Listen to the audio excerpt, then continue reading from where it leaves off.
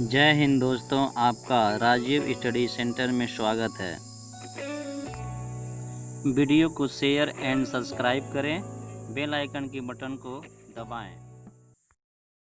जय हिंद दोस्तों, आपका राजीव स्टडी सेंटर में स्वागत है। दोस्तों, आज हम लोग प्रथम चैप्टर केमिस्ट्री के पढ़ने जा रहे हैं, जो 9th class, 10th class, 11th, 12th और कॉम्पिटिटिव एग्जामों के लिए बहुत महत्वपूर्ण होगा, क्योंकि हम इसको भी एनसीईआरटी के अनुसार, एनसीईआरटी के किताब के अनुसार हम लोग पढ़ेंगे। तो आइए दोस्तों पढ़ते हैं। वीडियो को पूरा देखेंगे तो चलेगा पता आपको कि आपके लिए उपयोगी है या नहीं है दोस्त। तो दोस्तों हम लोग आगे पढ़ते हैं। दोस्तों, केमिस्ट्री में हम शुरू करते हैं बिल्कुल बेसिक से। जो कुछ शब्द हैं जो बार बार आते हैं और हमको बेसिक नहीं पता रहता, तो आगे हमें समझ में बातें नहीं आती है और हम लोग आगे केवल मान कर आगे बढ़ जाते हैं दोस्त। तो आइए देखते हैं हम लोग। पहले बात करते हैं परमाणु क्या होता है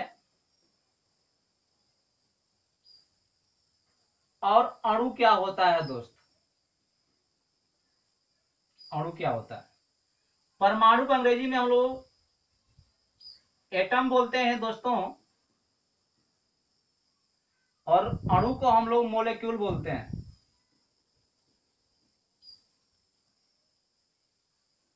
ये बात ध्यान दीजिएगा।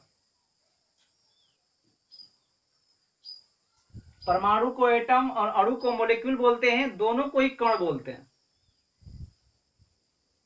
हम लोग 11th 12th तक कंफ्यूज रहते हैं इन सब बातों में, उसी को हम लोग यहाँ पे कंफर्म करेंगे। तो आइए देखते हैं दोस्तों, परमाणु क्या है, अणु क्या है। दोस्तों, जैसे यदि कोई दीवार बना है तो दीवार में ईंट बनी हुई है दोस्त, ईंट से दीवार बना हुआ है ना। जो दीवार बना है वो ईंट से बना हुआ है, तो हम कह सकते हैं दोस्त कि पूरा पूरा दीवार क्या है, पूरा पूरा दीवार जो है अणु है। पूरा पूरा दीवार अणु है, और चूंकि पूरा पूरा दीवार एक छोटी छोटे ईंटों से बनी है, तो ईंट जो है इस दीवार को बनाने में एक इकाई का काम कर रहा है। इकाई का मतलब होता है जो किसी चीज को तैयार करने में अपनी भागीदारी को निभाए, उसे हम इकाई बोलते हैं। तो दीवार को कौन बनाया है दोस्त? तो ईंट ने बनाया है, ईंट से मिलकर बना है, तो ईंट इसकी इकाई हुई। तो ईंट दीवार बनाने में सहायता किया है, तो सबसे छोटी इकाई क्या होगी यहाँ पे? ईंट होगी दोस्त। तो ईंट को हम क्या कहेंगे? परमाणु बोल सकते हैं, दीवार के सापेक्ष, दीवार के संदर्भ में दोस्त। वैसे ही दोस्त हमारा शरीर है, अंगों से बना हुआ है। अंग जो है हमारे वह कोशिकाओं से बने होते हैं। तो हमारे शरीर का जो सबसे छोटा इकाई है, जो शरीर के बनने में जो सबसे छोटी कण है, उस छोटी कण का ही नाम क्या है दोस्त? कोशिका है। उसका नाम क्या वहां पे है? तो कोशिका है दोस्त। तो कोशिका को भी हम परमाणु कह सकते हैं दोस्त। तो आइए ध्यान देते हैं इसके बारे में और थोड़ा सा एक्सप्लेनेशन करते हैं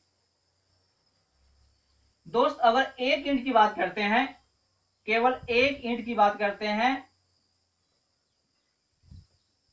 तो आपको क्या मालूम चलेगा? जो एक ईंट है यह मिट्टी के कणों से मिलकर बना हुआ है दोस्त। तो दोस्त जो पूरा पूरा ईंट है आप इसको अणु मान सकते हैं, और जो ये कण मिलकर बने हुए हैं छोटे छोटे कण, उनको इकाई बोलते हैं, उसे हम लोग परमाणु मानते हैं दोस्त। आपको कुछ तो आइडिया हुआ होगा कि अणु परमाणु में क्या अंतर है। तो आपने एक बात निष्कर्ष निकाला यहां से दोस्तों कि कई परमाणु मिल करके एक अणु को तैयार करते हैं दोस्त। एक परमाणु से भी एक अणु तैयार होता है, या एक से अधिक परमाणु मिलते हैं तभी अणु तैयार होता है। मतलब कहने का कि परमाणुओं से अणु बनता है दोस्त। परमाणुओं से अणु बनता है। जैसे में दोस्त हम बात करते हैं तत्व की, इसे मान लीजिए कार्बन है, ये कार्बन का तत्व है, कार्बन का तत्व है, इसको हम परमाणु भी बोलते हैं। क्योंकि कार्बन का यह मात्र एक ही कण है, एक ही इकाई है, कार्बन का एक ही कण है, इसलिए हम इसको परमाणु बोलते हैं। और दोस्त कार्बन हो गया। ऐसे ही हाइड्रोजन, ये भी क्या है, परमाणु है जब एक है तो। और दोस्त जब दो परमाणु आपस में मिल जाते हैं तो क्या बनाता है, H2 बनाता है। मतलब जो दो हाइड्रोजन मिल गए तो एक कोई कण बन गया, इसका नाम भी हाइड्रोजन ही है, लेकिन ये क्या है, ये परमाणु हाइड्रोजन का है, और ये क्या है, तो अणु है दोस्त। जो हम गैस प्रयोग करते हैं हाइड्रोजन का, वह ये वाला नहीं होता है, क्योंकि वो तो परमाणु होता है। जो हम प्रयोग करते हैं वो अणु के रूप में प्रयोग करते हैं दोस्त, और ये होता है, मतलब दो परमाणु मिलकर के एक अणु बना होता है दोस्त। अणु के बगल में यहाँ पे क्या है, कुछ नहीं है, मतलब वहां पे एक छिपा हुआ है।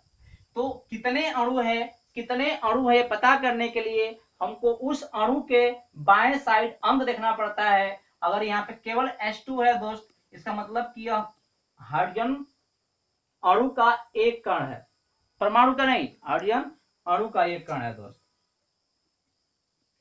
तो दोस्त जो तत्व होते हैं वो हमेशा क्या होते हैं, परमाणु ही होते हैं। तत्व हमेशा क्या होता है दोस्त, परमाणु होता है। माने परमाणु को हम तत्व बोलते हैं। तत्व यौगिक क्या हम आगे पढ़ेंगे। और जो अणु होता है दोस्त वो हमेशा यौगिक होता है, यौगिक। दोस्त कार्बन यहाँ पे है तो कार्बन का परमाणु भी एक ही होता है, और एक ही परमाणु मिलकर एक अणु बना देता है, मतलब वही जो है गैस का भी काम करता है दोस्त। तो कहीं कहीं एक ही परमाणु से एक अणु बन जाता है, जैसे कार्बन की स्थिति में है दोस्तों। तो ये बात ध्यान दीजिए, तत्व जो होते हैं वो परमाणु का उदाहरण होते हैं, और कई तत्व मिलते हैं तो एक बनता है यौगिक, जो कि अणु का उदाहरण होता है। जैसे में हम बात करें जल का H2O दोस्त, इसमें क्या है, जल कैसे बना हुआ है, तो पूरा पूरा जल है। अब पूरे के बगल में यह क्या छिपा है, एक छिपा है दोस्त, जल का एक अणु हुआ। जल के एक अणु में कौगो हाइड्रोजन है, तो दो ठे हाइड्रोजन के परमाणु हैं दोस्त। और एक क्या है, एक जो है ऑक्सीजन के परमाणु है। मतलब दो ठे हाइड्रोजन के परमाणु आए और एक ऑक्सीजन का परमाणु आया, तो क्या बना, एक अनुकूल माहौल बना। तो एक अनुकूल माहौल बना तो ये आपस में जुड़ गए और क्या बना दिए, H2O बना दिए, यानी एक अलग प्रकृति हो गई जिसको हम जल बोलते हैं दोस्त। और जल का एक अणु बन गया। तो आपने क्या देखा, जल के एक अणु बनने में दो हाइड्रोजन के परमाणु और एक ऑक्सीजन का परमाणु क्रिया करा और जुड़ गया आपस में और एक अणु बन गया जल का दोस्त। यह है परमाणु अणु का विशेषता। विशेषता इसका और भी है दोस्त, जो परमाणु होता है वह किसी पदार्थ का, किसी भी यौगिक का, किसी भी वस्तु का सबसे छोटा कण होता है। और हमने कहा भी कि कोई वस्तु, कोई पदार्थ जिस सबसे छोटी कण से बना होता है, उस छोटी वाली कण को हम क्या बोलते हैं, परमाणु बोलते हैं। तो परमाणु क्या होता है, परमाणु सबसे छोटा कण होता है, सबसे छोटा कण होता है किसी पदार्थ का, या सबसे छोटी इकाई होती है, सबसे छोटी इकाई होती है दोस्तों, जो अस्थायी रूप से नहीं रह सकती, जो अस्थायी रूप से नहीं रह सकती। ये ध्यान दीजिएगा, ये प्रश्न बनता है यहां से कॉम्पिटिटिव एग्जाम में दोस्त। परमाणु सबसे छोटा कण है, लेकिन प्रॉब्लम इसकी क्या है कि आप इसको यहाँ रखेंगे तो वहां नहीं रहेगी, वहां से इधर उधर वाइब्रेट करती रहेगी या उड़ती रहेगी दोस्त, अस्थायी रूप में नहीं रह सकती। लेकिन जो अणु होता है दोस्त, वह भी सबसे छोटा ही कण होता है, सबसे छोटा कण होता है। लेकिन क्या होता है, लेकिन